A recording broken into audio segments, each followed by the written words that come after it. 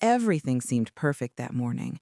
The house smelled of fresh flowers, the catering team was bustling, and my son, oblivious to the tension, was busy adjusting his tuxedo.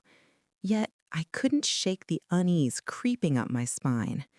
As I poured champagne into the flutes, I noticed her whispering into my son's ear with a sly smile, one that made my blood boil even as I forced a calm smile.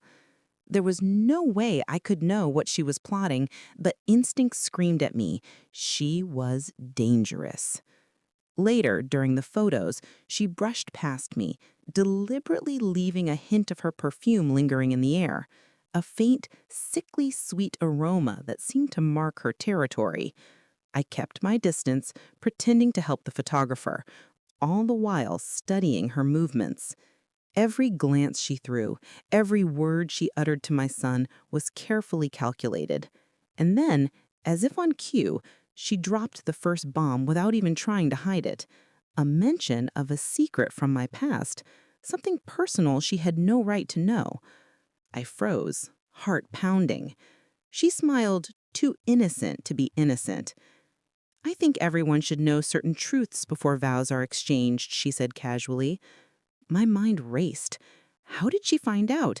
And more importantly, why did she think she could use it against me? That was the moment I realized this wedding, my son's happiest day, could easily become a nightmare if I didn't act. By the end of the reception, her intentions were no longer a suspicion. They were confirmed. She cornered me in the garden, speaking in hushed tones, her eyes gleaming with greed and threat. "If you don't cooperate, certain people might find out things about you that would ruin everything." Her words sliced through me like a knife. I wanted to scream, to confront her, but I forced myself to remain calm. That was the first rule of dealing with someone like her. Never let them see your fear. As I watched her walk back to my son, laughing at her cleverness, I made a silent promise. She thought she had the power, the leverage, but she had no idea who she was dealing with. Revenge, I realized, would have to be perfect, precise, and slow, and I was ready to make sure she paid for every second of audacity. The moment she walked away from me in the garden, her heels clicking arrogantly against the stone path, I felt a rush of emotions, anger, disbelief, and an icy determination that surprised even me. I'd survived harder storms in life. A manipulative bride wasn't going to break me. But her confidence unsettled me. She spoke as if she knew everything, as if she held the winning cards, while I was left scrambling. I wasn't about to let her rewrite the rules of my life. Inside the venue, the music played softly, guests danced, and my son looked happier than I had ever seen him. That happiness was the only thing that held me back from confronting her publicly. I didn't want to ruin his day, but the weight of her threat pressed on my chest like a stone. What exactly did she know? She couldn't have dug up everything, not the whole story, but even fragments could cause damage if twisted the wrong way, and she looked like the type who loved twisting things. I found myself standing beside the dessert table, pretending to admire the cake while my mind spun in circles. She had said, cooperate, but what did that even mean? Money? Influence? Control? Blackmailers always wanted something, and the truly dangerous ones didn't stop after getting it. They kept coming back for more. I watched her from across the hall as she chatted with her friends, occasionally glancing in my direction with a smirk that made my blood simmer. "Mom, you okay?" My son's voice startled me. I forced a smile, nodding as though nothing was wrong. He looked so content, so hopeful. I didn't want to be the reason his wedding day turned dark. "Just tired," I lied, brushing a lock of hair behind my ear. He hugged me briefly, the way he used to as a child when he didn't understand what was wrong but wanted to comfort me anyway. I swallowed the lump in my throat. If only he knew the storm his bride had just unleashed. As the night ended and the newlyweds prepared to leave for their hotel, she passed me again. This time, she didn't speak. She simply slipped a folded piece of paper into my hand with a smug expression. I waited until they were gone before unfolding it. The handwriting was elegant, but filled with venom. "We will talk tomorrow, privately. Don't make me reveal anything today." I stood there alone in the empty hall long after everyone left. I stared at that note until my vision blurred.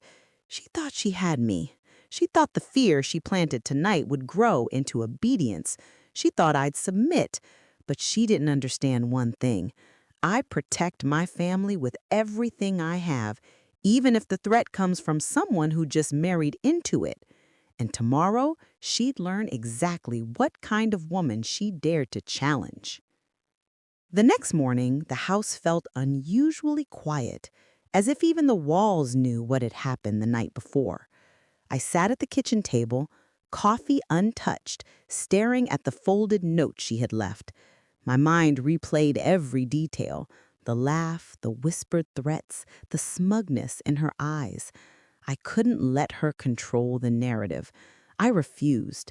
I had to be smarter than her, faster than her, and most importantly, invisible in my actions until the right moment came. I spent hours replaying the wedding, scrutinizing every interaction she had with me. There was one conversation she had had with my son that I hadn't fully overheard, but it was enough to make my blood run cold. She was planting seeds of doubt, twisting tiny truths into lies she hoped would grow. And yet, beneath all the fear, I felt something else, a thrill, a kind of adrenaline that comes only when you know you have the upper hand if you plan correctly. Revenge wasn't just about anger, it was about justice. By midday, I decided it was time to act, carefully and strategically. I couldn't confront her directly, not yet. That would alert her.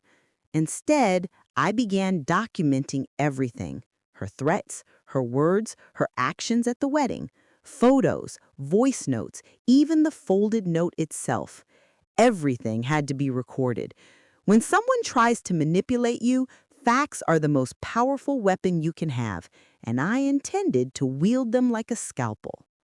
Later, I received a call from my son. "Mom, can we talk?" His tone was hesitant, almost fearful.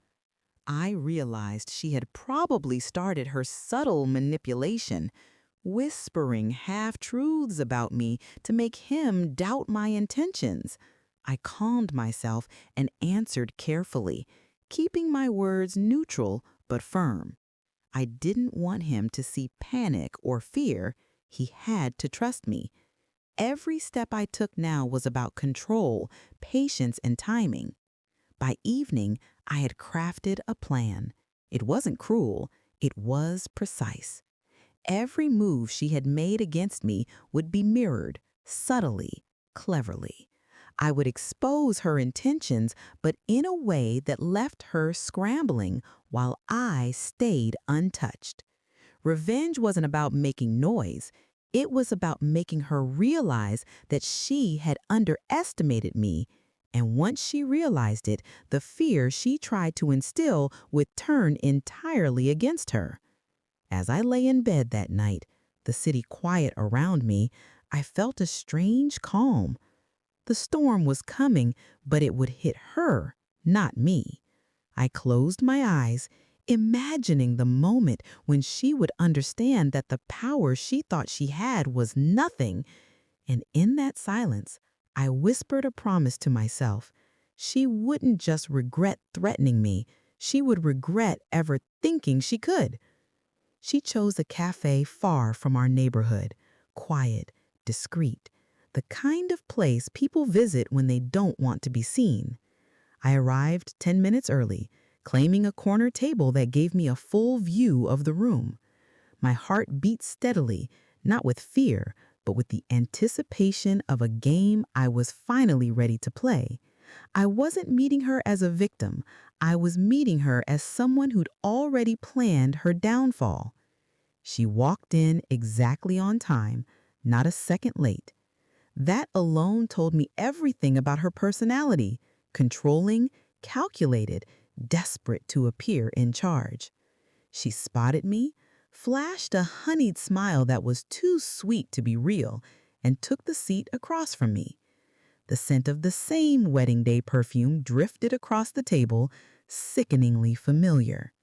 She ordered nothing. Of course she didn't. She wasn't here to talk. She was here to dictate. Well, she began, folding her hands like a queen addressing a subject. I'm glad you didn't run. Run? I almost laughed. Her arrogance was truly theatrical. I leaned back, studying her with calm detachment, refusing to give her the reaction she wanted. You said we should talk, I replied evenly, so I'm here. She smirked. Good, then we can discuss the matter before things get messy. She slid her phone across the table. On the screen was a file, pictures, documents, tiny fragments from my past that she had stitched together like a sloppy tailor. Enough to raise questions, enough to twist into lies, enough to hurt my reputation if presented without context. You see, she purred, I know more than you think, and unless you want your son to hear every detail, you'll help me. A lesser woman might have panicked, but I only felt cold clarity. She thought these fragments were devastating, but the truth was simpler. They weren't enough to destroy me. They were enough to anger me. And more importantly, enough for me to understand her real motive: money, control, status. She didn't love my son. She loved leverage. And she believed I was her easiest target. I slowly slid the phone back to her, unfazed. If you think you can blackmail me, I said softly, leaning in so only she could hear, then you don't know me at all. For the first time, her smile faltered, a tiny crack, but visible enough to savor. She wasn't expecting resistance. She wasn't expecting composure. And she certainly wasn't expecting a mother who had already begun turning the entire game against her. She straightened her spine, forcing a confident expression. You'll change your mind soon, she hissed. I'll make sure of it. She stood abruptly and left, heels echoing through the cafe. I watched her go, calm, steady, victorious, because she didn't realize something vital. I had recorded everything, and the moment she threatened me aloud, she gave me the first weapon I needed. After she left the cafe, I didn't chase her. That would have been a mistake. Instead, I returned home and spread out all the evidence she had tried to use against me. Photos, notes, fragments of conversations. It all went on the table, each piece meticulously cataloged. The more I studied it, the more I realized how amateurish her plan was. She had raw ambition, yes, but zero foresight. That was my advantage. I spent hours devising the first steps of my counterattack. Her threats had been overt, clumsy, and desperate. That meant she didn't anticipate subtle, indirect pressure. I would use her own arrogance against her, letting her think she was still in control while quietly dismantling her strategy. Every action would be measured, calculated, invisible. She was about to learn the hard way that patience and precision were more dangerous than fury.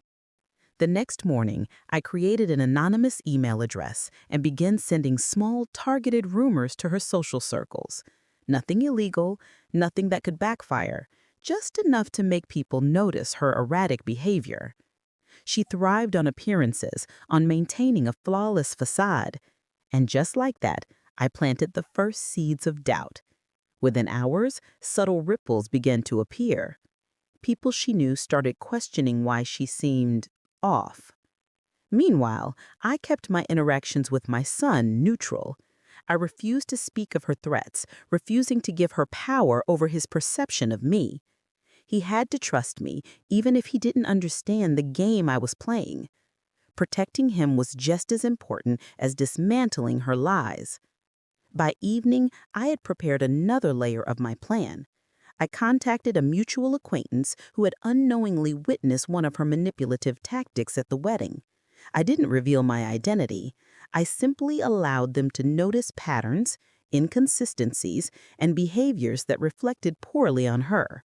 Small, quiet nudges. Every tiny ripple would grow into a wave she couldn't control. As I closed the laptop, I felt the first spark of satisfaction. The storm was far from over, but the pieces were falling into place. She thought she was untouchable, a queen wielding threats like a weapon. But I had already begun turning her world upside down, and the fun was just beginning. 3 days passed before she reached out again. 3 unusually quiet days. Too quiet. The kind of quiet that tells you your enemy is sensing danger, but can't figure out where it's coming from. Then, just after noon, my phone buzzed. Her name flashed across the screen. For a moment, I let it ring, savoring the control she thought she had lost. Then I answered with a calm, uninterested, "Hello." Her voice was tight, strained, nothing like the arrogant girl from the cafe. "We need to talk," she said. Not a threat this time, a demand soaked in insecurity. Something was bothering her. Something had shaken her precious confidence. I kept my tone level and cool. "About what?" There was a pause. I could almost hear her breathing quicken. "You know what," she said finally, though she didn't sound sure of it. That uncertainty was exactly what I wanted. For the first time, she didn't feel like the hunter. She felt hunted. When we met at the same cafe, she looked different. Still polished, still elegant, but the shine was fading. Her eyes darted around the room more than before, as if searching for someone watching her. Good. Let her feel watched. Let her feel the pressure she once tried to place on my shoulders. She sat down abruptly. "People are talking," she said without greeting, "about me." I lifted my brows gently, playing confusion. "About what?" She clenched her jaw. "Don't pretend you don't know." Her paranoia was growing faster than I expected. She had built her entire identity on being admired, respected, envied. A single crack in that image felt like an earthquake to her. I leaned forward slightly. "If people are talking," I said softly, "maybe you should ask yourself why." Her eyes widened, her breath caught. For a split second, I saw fear, real fear, flash across her face. That was when I knew I had her exactly where I wanted her. She tried to regain her composure, crossing her arms. "You think you can scare me? I still have information that can ruin you." I almost smiled. "And I have a recording," I replied calmly, "of you threatening me." Her body froze, completely. Her lips parted slightly, then closed again. She swallowed hard, her throat visibly tightening. She hadn't expected that. She hadn't expected evidence. Manipulators rarely do. For a long moment, she said nothing. Then she whispered, almost inaudibly, "What do you want?" There it was, her surrender. But I didn't answer, not yet. Letting her stew in uncertainty was part of the plan. I stood up, slipping my purse over my shoulder. "When I'm ready," I said quietly, "I'll tell you." She didn't move. She didn't speak. She simply stared at me with those wide, frightened eyes as I walked away. Outside, the sun felt warmer, brighter. I exhaled slowly. The cracks in her crown had started spreading, and soon it would completely shatter. I expected her to disappear for a while, to regroup, to rebuild that collapsing tower of confidence she clung to so fiercely. But desperation changes people. It strips away logic, dignity, and strategy. By the next morning, she was already calling again. Twice, then 4 times, then 7 times. I ignored every attempt. The more she panicked, the deeper she would dig herself into mistakes I could use. By afternoon, she showed up at my house, uninvited, unannounced, unhinged. I watched from behind the curtains as she paced outside the gate, running her hands through her hair, muttering angrily under her breath. She looked nothing like the perfect bride she had presented to the world. Her mask was slipping, and I wanted her to feel it. I opened the door only halfway, leaning on the frame as she rushed toward me. "What are you doing?" she hissed. "Why aren't you answering my calls?" I shrugged with deliberate calm. "Because I have nothing to say yet." Her eyes narrowed, trembling with fury. "People are questioning me. They're asking things I never told them. Someone is feeding them lies." "Are they lies?" I asked quietly. Her mouth opened, closed, opened again. She had no answer. There always comes a moment when a manipulator realizes they can't manipulate anymore. This was hers. "I can't live like this," she whispered, her voice cracking. "Tell me what you want." There it was again. Submission. But this time, not out of anger or pride. This time, it was fear. I stepped outside, closing the door behind me so she couldn't see the triumphant smile I was fighting to hide. "What I want," I said gently, "is for you to stop pretending you're the victim." She flinched as if I had struck her. For a long moment we stood in silence. The wind rustled through the trees and a distant car horn echoed down the street.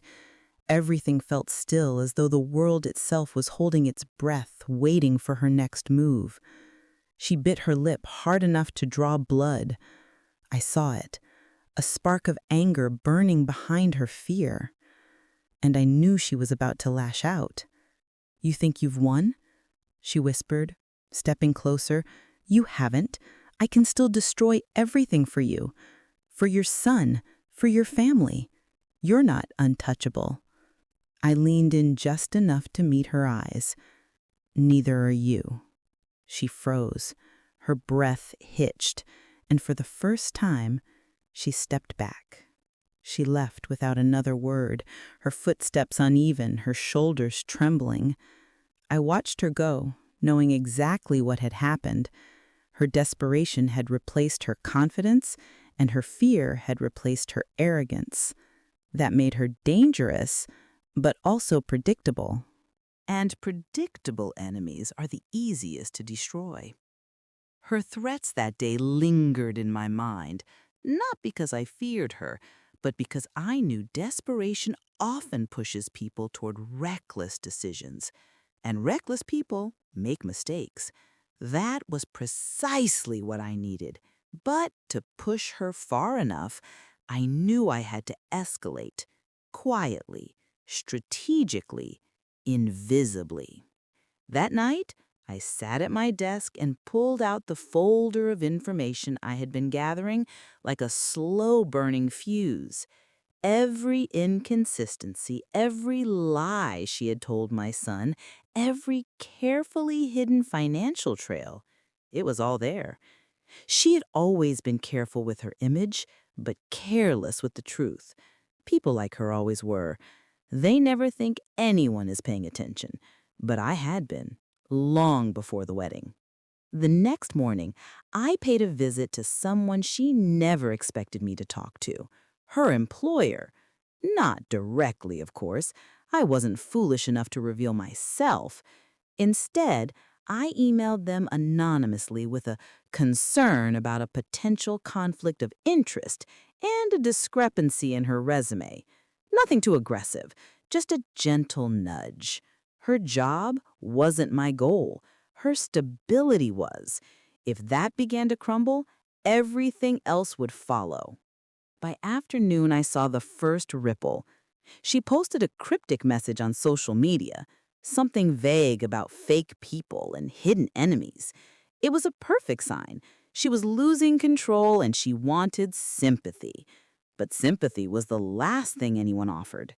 Instead, people began commenting with probing questions, questions she couldn't answer without revealing cracks in her persona. Later that day, she called my son. I overheard part of their conversation from the hallway.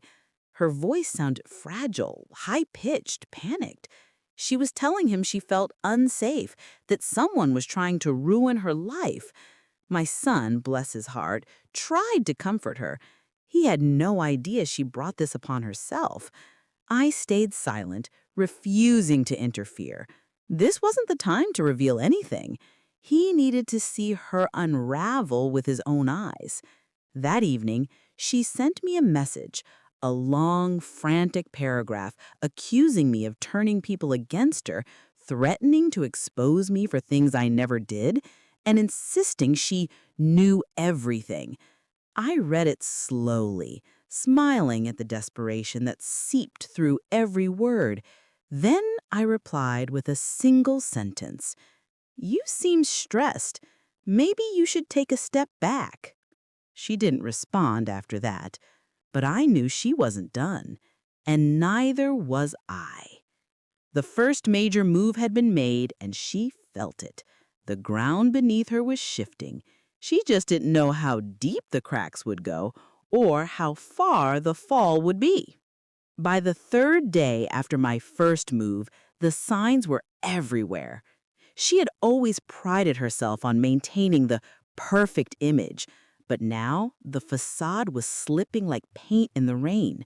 Small things, missed calls, frantic social media posts, even trembling hands when she tried to appear composed around my son, revealed her unraveling. I watched from a distance, careful to remain invisible, while her world slowly began to tilt. Her desperation had started affecting those around her. Mutual friends sent me puzzled messages asking if I knew why she seemed off, why she was suddenly defensive, lashing out at anyone who questioned her. I didn't need to respond. Her own behavior was proof enough. Every lie she had whispered, every subtle threat she had tried to wield was now bouncing back. And the more she struggled to maintain control, the more visible her panic became. That evening, I attended a small gathering that my son had insisted on. She was there, of course, trying to charm everyone with forced smiles and calculated laughter, but the cracks were obvious. Her eyes darted nervously whenever someone approached, and I could see the tension radiating from her in waves. A single question, innocent, casual, was enough to make her stumble over her words, revealing fragments of lies she had desperately tried to hide. I had planned this meticulously. Every subtle move, every anonymous tip, every gentle nudge had been calculated to bring her to this moment. Now she was teetering on the edge, unaware that I had already orchestrated the next stage. The key to perfect revenge is patience, and she had run out of time. Her panic was my signal that the foundation of her carefully built persona was cracking. Later that night, I received a frantic call from her, her first in hours. She was pleading, her voice barely above a whisper. "Please, just tell me what you want. I'll do anything." I smiled quietly to myself. She still didn't understand. It wasn't about her demands or compliance. It was about her facing consequences for the chaos she had tried to unleash in my life. I could feel the thrill of control settling in, a deep, satisfying calm. The first ripples of chaos had turned into waves, and soon they would become a storm she couldn't survive. I closed my eyes and whispered to myself, "This is only the beginning." Her late-night plea echoed in my mind long after I ended the call. "I'll do anything." That was the moment I knew she was no longer fighting from a place of pride. She was fighting from a place of fear. And fear makes people predictable. It narrows their thoughts, limits their options, and pushes them exactly where you want them to go. That was the leverage I needed for the next phase of my plan. The following morning, I sent her a simple message from the anonymous email I had been using. "Meet me at 5 p.m. Come alone. If you want this to stop, don't be late." I chose a public cafe, the same one where she had tried to blackmail me the first time. Symbolic, poetic, and safe. A battlefield she thought she owned, but now the power had shifted. She would walk into the same place believing she had a chance to negotiate, but I wasn't offering negotiation. I was offering clarity. When she arrived, she looked smaller somehow. Her shoulders curled inward, her eyes darting around, searching for the enemy she couldn't see. She thought the threat was external, someone mysterious watching her. She still didn't know it was me.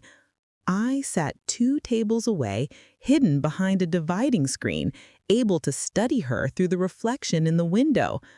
The fear in her face was almost fragile. 5 minutes passed, then 10. She pulled out her phone, checking messages that weren't coming, hoping for instructions that didn't exist. I let her sit there longer, letting the anxiety brew until her hands shook. People around her glanced with curiosity, noticing her distress. Her carefully constructed mask was falling apart in a room full of strangers who didn't know her, but would remember her like this. 20 minutes later, I sent a second message. This is the cost of playing games with people who stayed quiet too long. She read it, froze, and looked around the cafe with wide, hunted eyes.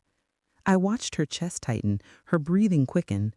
She wasn't just confused anymore, she was afraid of the unknown. And the unknown was me. She rushed out of the cafe moments later, her steps uneven. I waited until she disappeared down the street before leaving myself. The trap was tightening, and she walked right into it. The goal wasn't to harm her, it was to make her face the weight of her own actions. She had built a life on manipulation, threats, and control. Now she was experiencing what it felt like when someone outsmarted her. That night, my son came home quiet. He sat on the couch, rubbing his forehead. "She's acting strange again," he said. "She won't tell me what's wrong. She just keeps saying she's being watched." I nodded slowly, careful not to reveal anything. "Maybe she's overwhelmed," I suggested. "People who hide things often end up afraid of shadows." He looked at me for a long moment, as if trying to interpret something unspoken, but he said nothing more. As he walked away, I whispered to myself, "Soon, you'll see everything clearly." I knew the time had come to escalate beyond subtlety. Her fear was now palpable, but I needed more than panic. I needed exposure, a reminder that she couldn't manipulate anyone without consequences. I planned carefully, crafting a scenario that would reveal her lies and threats without ever putting myself at risk. Precision had become my ally. That evening, I invited a mutual friend, someone who had witnessed one of her manipulative attempts at the wedding, to a quiet dinner under the guise of casual conversation. I let them recount the story in front of her without revealing my presence. From the corner table, I watched her reactions. Her eyes flickered, her hands tightened around her wineglass, and her carefully rehearsed facade began to crumble. She realized people were connecting the dots, seeing the truth she had worked so hard to hide. I wasn't done. Later that night, I sent anonymous messages to a few of her closest acquaintances. Nothing incriminating, just hints. Be careful with what you trust. Some things aren't what they seem. Watch the one who smiles too sweetly. Within hours, subtle whispers began circulating. She had built her image on charm and control. Now, charm couldn't protect her. Control was slipping through her fingers. By the next morning, she was already reacting. Calls came from friends asking why she had been evasive, why she seemed anxious. She tried to maintain her usual composure with my son, but the cracks were visible, impossible to hide.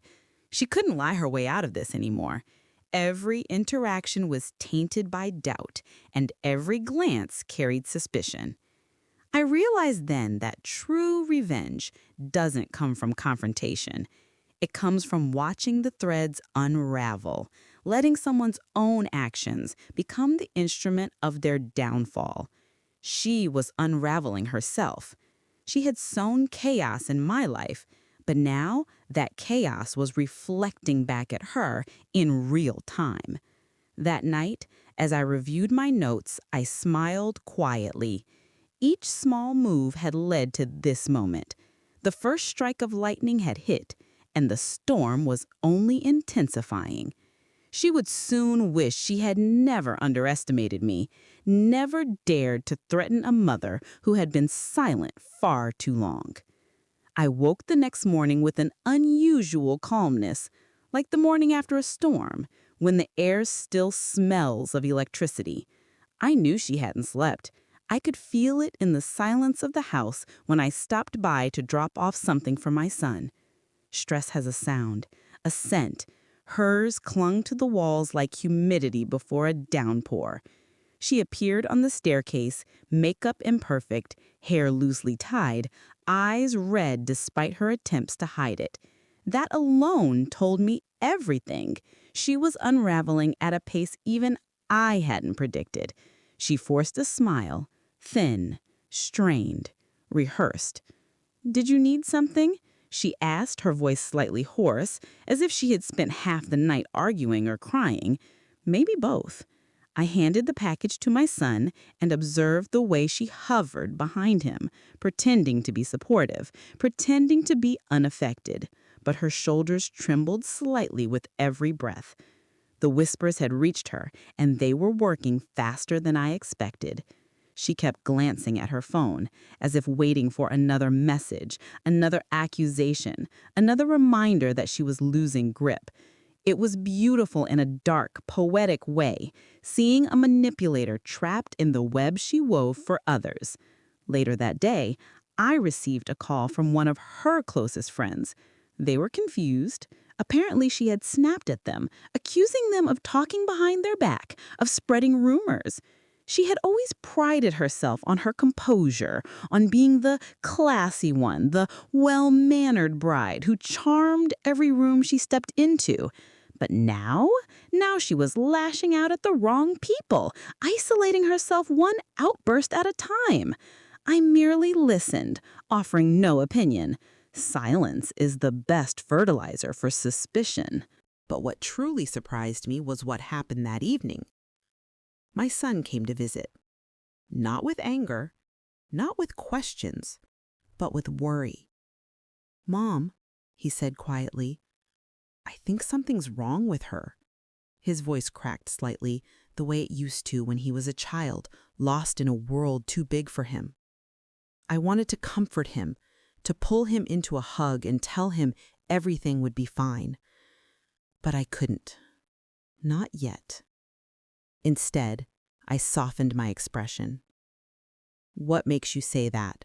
I asked. It wasn't manipulation. It was strategy. He needed to say it himself. He exhaled shakily. "She's different, accusing people, crying randomly, acting paranoid. I don't know what's going on." I placed a hand on his, steady and warm. "Sometimes," I said gently, "truth forces people to show parts of themselves they've been hiding." He didn't realize then how true those words were, but he would. Soon. The rest of the night, I watched everything unfold with quiet precision. She posted cryptic messages online, something she never did before, alluding to betrayal, fake friends, and people spreading lies. People noticed. People questioned. Some reached out to me privately, asking if I knew what was happening. I responded vaguely, always neutral, always kind. The contrast between her unraveling and my calmness painted a clearer picture than any accusation ever could. And I wasn't done. No, this was just the beginning of the pressure she would feel. Because true revenge is never loud. It's a whisper that grows into an echo until it drowns the person who created the harm. That night, as I stood outside under the dim porch light, I felt no guilt, only resolve. She threatened me at my own son's wedding. She tried to blackmail me into silence. She played with fire, and now she was finally feeling the burn. And I was just getting started. By the next morning, the evidence of her unraveling was everywhere. She had stopped pretending to be flawless. My son noticed first. His brow furrowed every time she spoke, as if he was struggling to reconcile the woman he had married with the fragile, anxious figure she had become. I watched silently, noting every subtle shift in her tone, every tremor in her voice, every flinch she made when someone approached. Fear had begun to replace her arrogance, and it was intoxicating.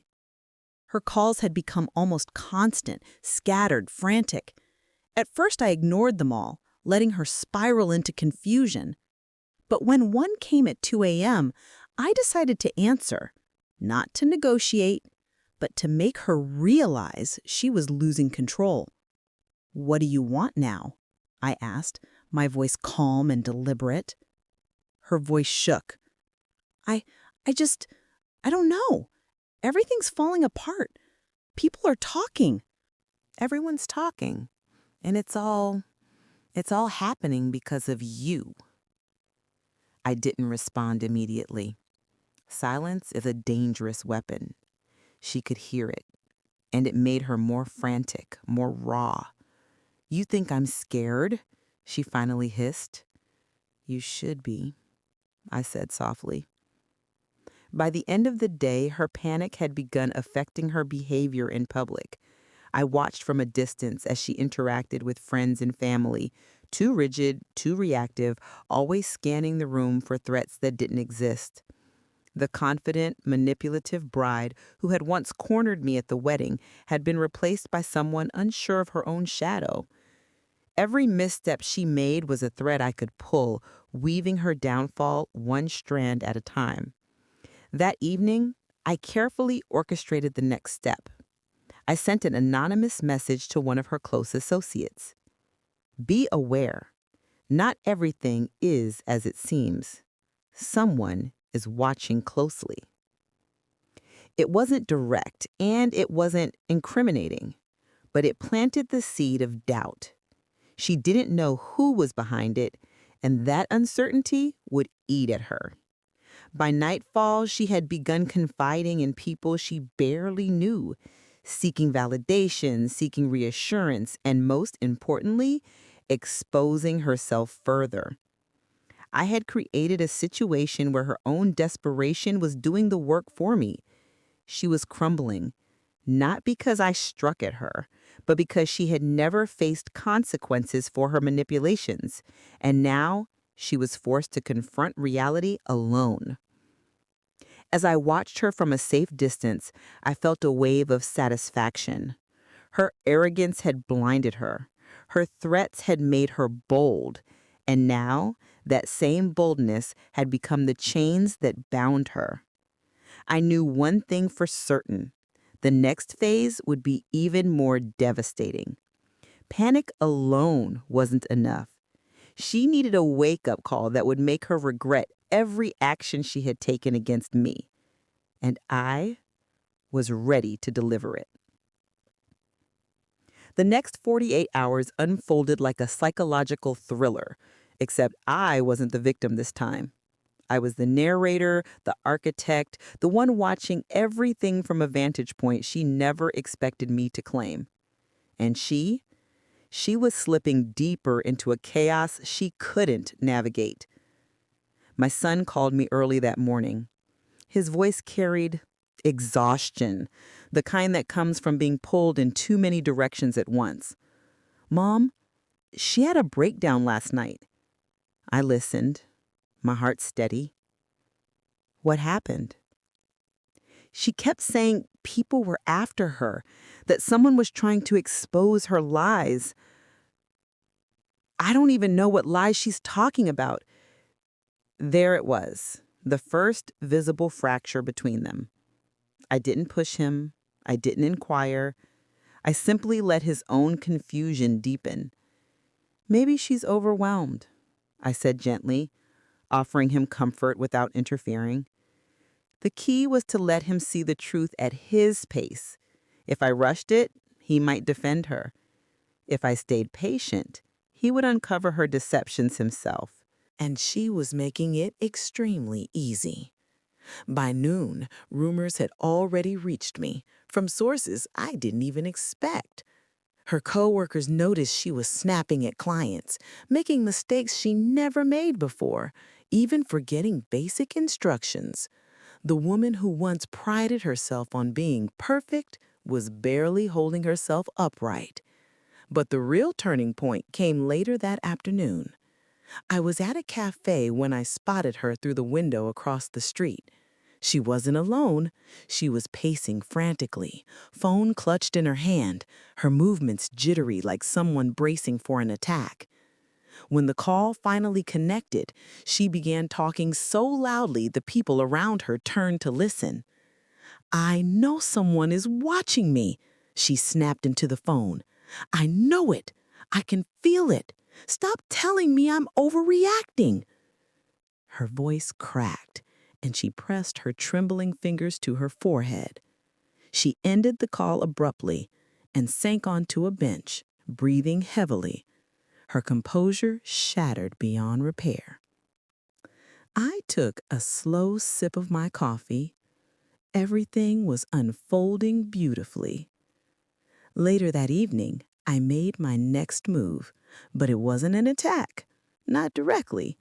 It was a reminder, a simple message delivered through a channel she would never suspect. A mutual acquaintance accidentally forwarded her a screenshot of a conversation where someone had written, "There's a secret in that marriage, a big one, and it's coming out soon." Just 12 words. 12 words that detonated like a bomb. Within minutes, she called my son. Within seconds, she was crying. "People are lying about me. They're spreading things. You don't believe them, right? Right?" My son was stunned. "Who's lying? What secret? Who said anything about you?" She had no answer, not one she could say aloud. Because the only real secret was the one she tried to use to blackmail me. And now the shadow of her own threat was consuming her. That night, I stood outside on my porch, watching the quiet street, listening to the distant hum of cars. The air was cool, crisp, alive with possibility. My plan was unfolding exactly as I envisioned, not through violence or confrontation, but through exposure, letting her own guilt choke her. And the next phase? It would bring everything into the light, the kind of light she couldn't withstand, the kind that destroys masks and reveals the monster beneath. By the time evening came, I knew she couldn't hide anymore. Her panic had become tangible, almost visible in the way she moved, the way she spoke, and even in the shallow way she breathed. She had begun making mistakes she never would have made in her calculated, manipulative persona. It was almost tragic, in a dark, poetic way, to watch someone so consumed by fear that they lost themselves entirely. I was sitting in my living room, quietly reviewing everything I had documented. The threats, the lies, the subtle manipulation she had tried to execute. My plan had been unfolding exactly as I wanted. Each step she took to regain control only exposed her further. I smiled quietly, knowing the storm she had unleashed at my son's wedding had now turned back on her. Every action she had taken, every lie she had whispered, was coming home to roost. Then came the knock on my door. I froze for a moment, heart steady but pulse alert. I didn't need to guess who it was. She couldn't stay away any longer. Her desperation had finally brought me to my doorstep. I opened the door slightly, peering out, and saw her standing there disheveled, her eyes wide, voice shaking, yet still trying to appear in control. She said, "We need to talk, alone." her tone sharp but trembling. She wanted confrontation, but fear still lurked behind her bravado. I let her in. I made her sit. I didn't react to her accusations or threats. She rambled, trying to regain authority, trying to manipulate me with the very same threats she had wielded at the wedding. But her words were jagged, uneven, betraying the panic she could no longer contain. I listened silently, calmly, letting every word she uttered demonstrate her unraveling. She had believed she could control me, but now it was her own words that worked against her. After what felt like hours, but was really minutes, she finally paused, exhausted and trembling. Her confidence had crumbled entirely. I leaned forward slightly and spoke softly, deliberately. You came here thinking you could intimidate me, but you've been doing the exact opposite. Everything you've tried to control has controlled you instead. She stared at me, mouth open slightly, unsure how to respond. Her ego, her carefully constructed persona, had been shattered, and I could see the terror in her eyes. When she finally left that night, she was not the same woman who had walked into my life with smug threats. She had become someone small, haunted, aware that she had been outmaneuvered at every step. I closed the door quietly, feeling a satisfaction that was as calm as it was powerful. The first rounds of my revenge were complete, but the war was not over. She had tasted fear, and now she would act unpredictably, and that would be her next mistake. As I sat alone, I reflected on how patience and strategy could triumph over anger and arrogance. She had tried to blackmail me, to manipulate me, to destroy my peace. And now she only had herself to blame for the chaos surrounding her. I smiled, knowing the next moves would be even more precise, deliberate, and devastating. The storm was far from over, and I was still in full control. The next morning brought with it a strange calm, the kind that settles just before something breaks. I woke up earlier than usual, made my tea, and stood near the kitchen window watching the pale sunlight spill across the street. It should have been an ordinary day, but I could feel the shift in the air. Something had changed in her the moment she walked out of my house, something irreversible. She wasn't just scared anymore. She was exposed, raw, and dangerously unstable. And instability always leads to mistakes. I didn't have to wait long. By mid-morning, I received a message from one of her colleagues, someone who never contacted me unless something urgent was happening. The text was short, but telling. She'd just screamed at a client. I stared at the phone for a moment, then set it aside, letting the information sink in. She had built an entire identity around being composed, charming, and perfectly controlled. Losing her composure in public wasn't just a slip, it was a crack in the mask she spent years perfecting. Later, my son called again, his voice even more drained than before. "Mom, I don't know what's happening. She barely slept. She accused me of hiding something from her. Then she started crying, saying everyone was out to get her." He paused, his breath trembling through the line. "Do you think she needs help?" I held the phone gently, choosing my words with care. "Maybe she's overwhelmed," I said softly. "Just give her space. People show you who they are when the pressure rises." It wasn't a lie. It was simply a truth he needed to discover on his own, and he was inching closer to it with every frantic step she took. By early afternoon, her behavior had become the centerpiece of whispers among our extended circle.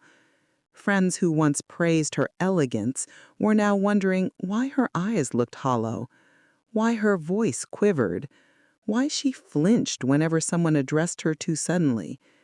And as much as she tried to regain control, her attempts only pushed her further into the spotlight for all the wrong reasons. I watched it all unfold quietly. I didn't have to interfere anymore. She was dismantling herself far more efficiently than I ever could. Guilt is a powerful poison, and when someone tries to hide their true nature for too long, the poison eventually spills out in every direction.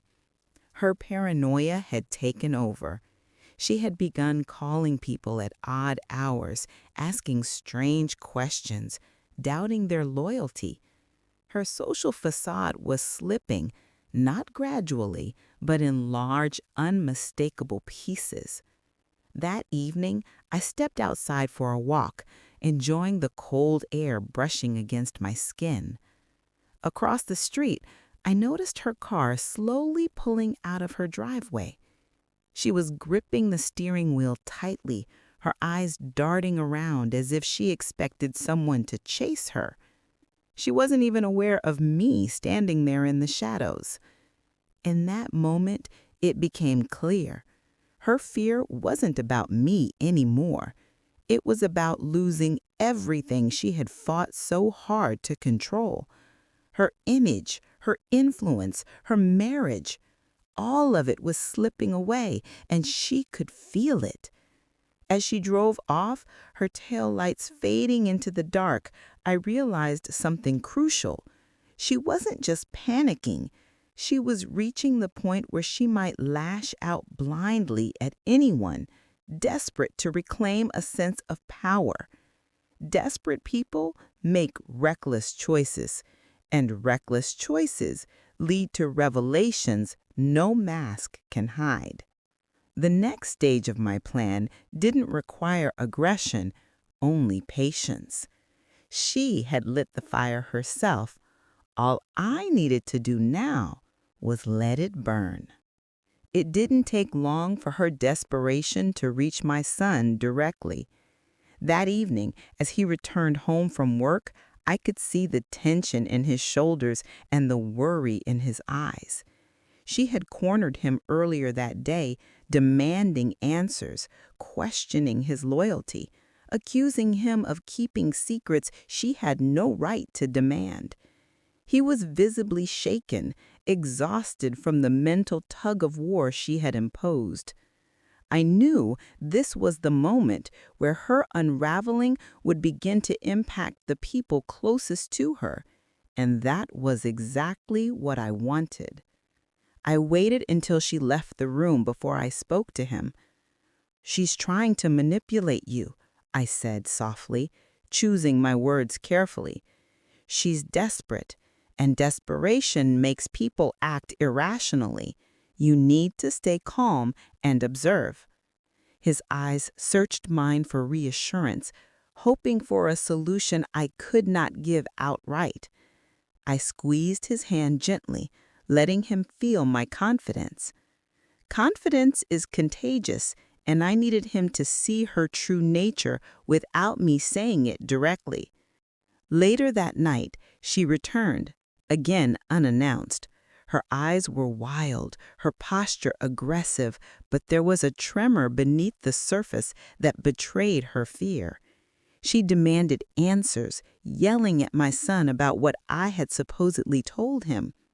He remained silent, firm, unsure how to respond, but unwilling to lie. I watched quietly from the doorway, allowing the tension to build.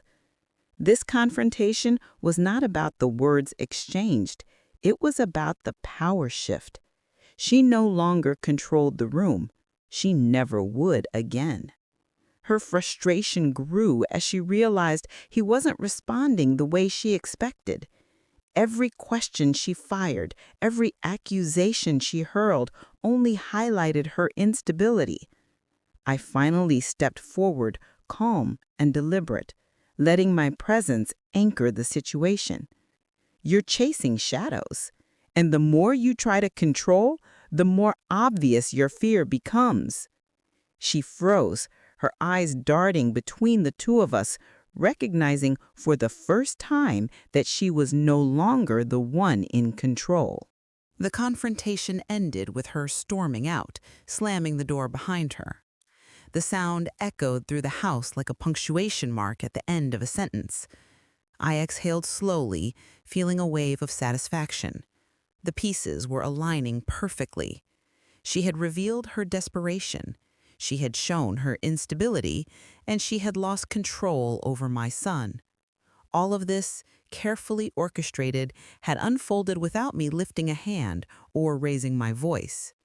That night, as I sat in silence, I reflected on the power of patience, strategy, and observation.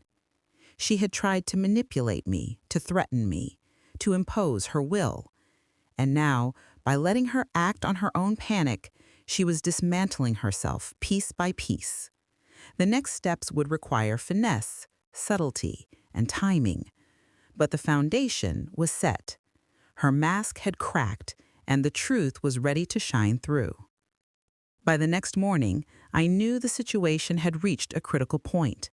Her desperation was no longer contained within private walls. It had spilled into public spaces.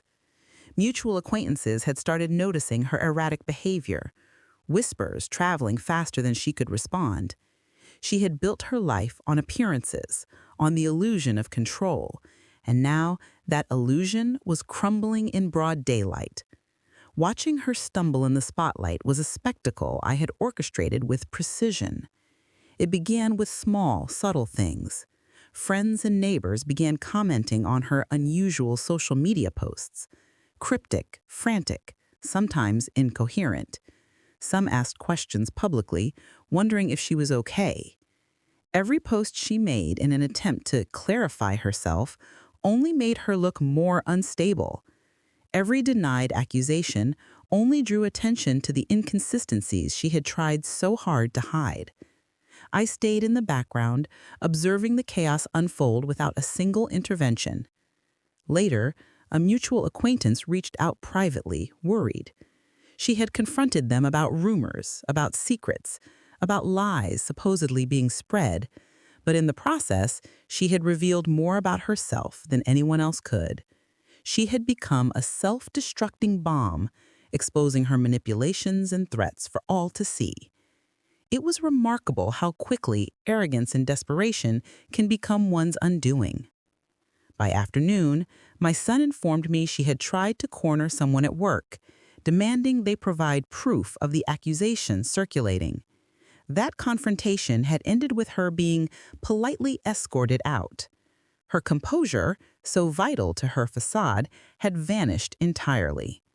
Every move she made now highlighted her instability, and the more she tried to control the narrative, the more obvious it became to everyone around her that she had no control at all. That evening, I received an anonymous tip from one of her colleagues, a small, seemingly trivial note, but it confirmed everything. She had admitted to others that she feared someone was watching her, that she couldn't trust anyone, and that she felt constantly under threat. The irony was delicious. She had tried to instill fear in me at the wedding, and now she was living under that same fear herself. I sat quietly in my living room, the dim light from the lamp casting soft shadows. A deep sense of satisfaction settled over me. The groundwork had been laid. The pieces of her life were slowly aligning with the chaos she had brought upon herself. She was exposing herself in ways she could not control, and the final moves of my plan would soon bring everything crashing down. Her mask was completely gone, and the world was watching. The next 48 hours unfolded like a slow-motion storm, dark, inevitable, and devastating in its precision. I had spent months preparing for this moment without ever lifting a visible hand. Now all I had to do was watch the turbulence take her under. She was spiraling, and everyone could see it. What none of them realized was that her downfall wasn't random.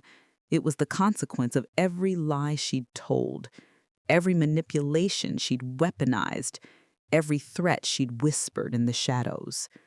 That morning, my son showed up at my door unexpectedly. His face was pale, his voice thin. "Mom, I think something's really wrong with her," he said, sinking into the sofa like a man carrying a burden too heavy to hold. "She accused me of conspiring with you. She said she found proof on my phone, except there was nothing there. She's starting to scare me." His hands trembled slightly as he spoke. A part of me ached for him, but another part, the part she had tried to break, felt vindicated. He was finally seeing what I had seen from the beginning. I made him tea and listened quietly while he talked, describing her sleeplessness, her paranoia, her frantic pacing in the middle of the night. She had begun checking his messages, his pockets, even the locks on the doors, over and over. "She keeps saying someone is trying to ruin her," he whispered. "But there is no one." Oh, but there was. Not in the way she imagined, but in a way far more subtle, far more permanent. I smiled inwardly, not out of cruelty, but out of justice. A threat placed upon a mother deserves a reckoning. By late afternoon, she had created a spectacle at a family gathering. According to those who called me after, she arrived jittery and unfocused, confronting people about things no one understood. She demanded to know who had been feeding lies to me. She accused relatives of betraying her. She cried, she shouted, she begged. Every emotion she had been hiding behind carefully painted smiles burst open in one uncontrolled display. And every person present saw only one thing: a woman losing her grip on reality. Later that evening, she showed up on my doorstep. No warning, no restraint. She looked disheveled, her hair messy, her eyes swollen, her entire presence trembling with fear and anger. She pushed her way into my living room, pointing a shaking finger at me. "You're ruining my life," she screamed. "You know something. I know you do. Tell me what you've been saying about me." I didn't react. I didn't flinch.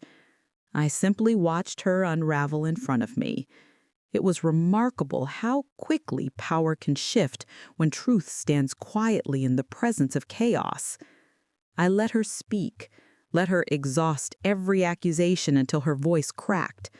Only then did I respond, calm and deliberate. "I haven't said a word, but everyone is finally seeing who you really are." My voice was soft, almost gentle, but the impact was deadly. She froze, the realization hitting her like a blow. There was nothing she could fight, no lie she could twist, no story she could spin. Her enemy wasn't me. It was her own reflection. She staggered back a step, breath shallow, eyes darting wildly. She knew. She finally knew. The walls she had built were collapsing from the inside, and she had no one left to blame.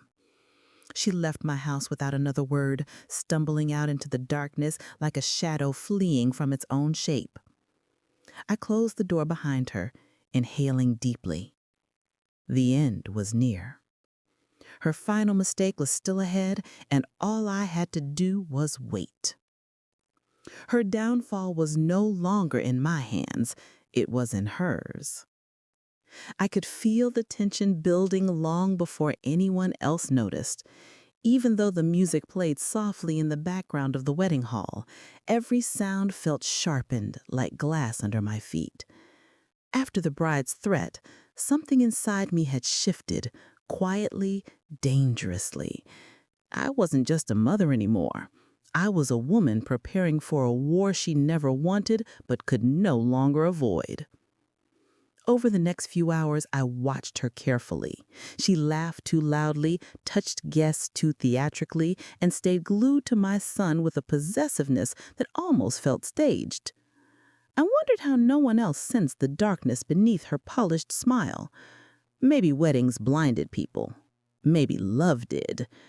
Or maybe only a mother could feel the coming storm trembling in her bones. I stayed silent. I didn't argue, didn't expose her, didn't even confront my son.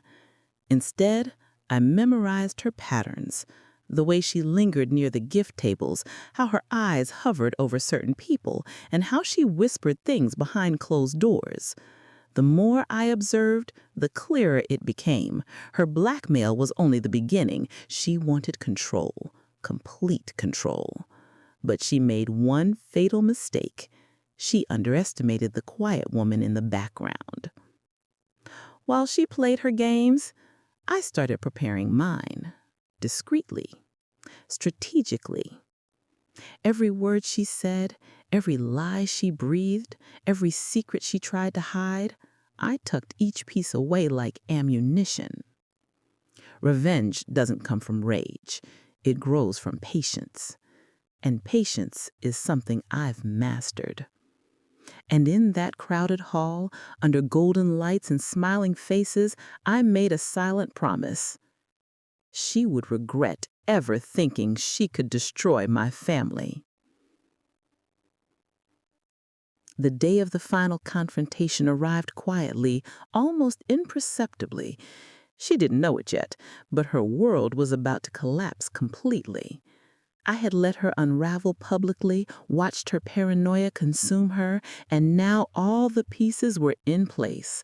Every lie she had whispered, every manipulation she had attempted would become visible, not through my words, but through the trail she had left herself. She arrived at my house that afternoon, more frantic than ever. Her hair was a mess, her cheeks flushed from stress, and her hands trembled slightly as she held her phone like a weapon. She wanted answers, confrontation, perhaps even reconciliation, but she would get none of that. I let her fume, let her demand, let her rage. The fire of her own making had consumed her, and she didn't even realize she was standing in the ashes. I finally spoke, calm and deliberate, letting the silence between my words press against her like a weight.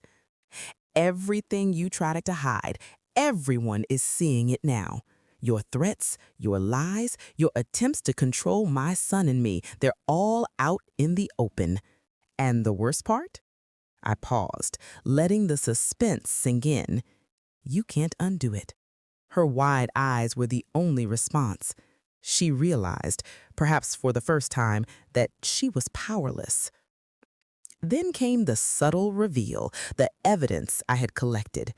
Carefully, strategically, I let a few trusted friends and family members witness fragments of her actions, the contradictions in her words, the manipulation she had tried to orchestrate.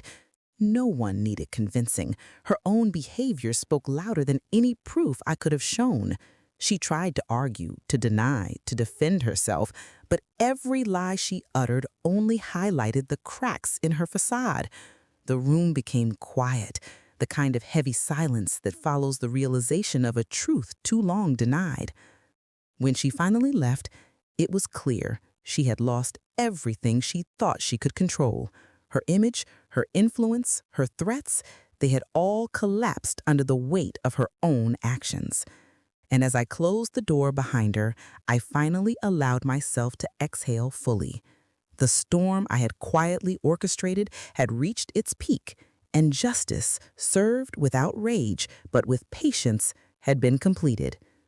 Sitting back, I reflected on what had happened. True power is not in shouting, not in threats, not in manipulation.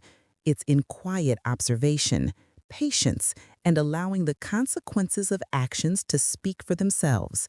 She tried to intimidate me at my son's wedding, but in doing so, she had sown the seeds of her own downfall, and I, with calm strategy, had simply let them grow.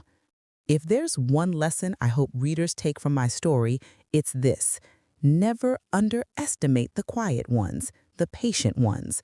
Those who appear to do nothing, they are often the ones who see everything, understand everything, and act at exactly the right moment. And for anyone watching someone manipulate or threaten you, pay attention, stay calm, and trust your own strength.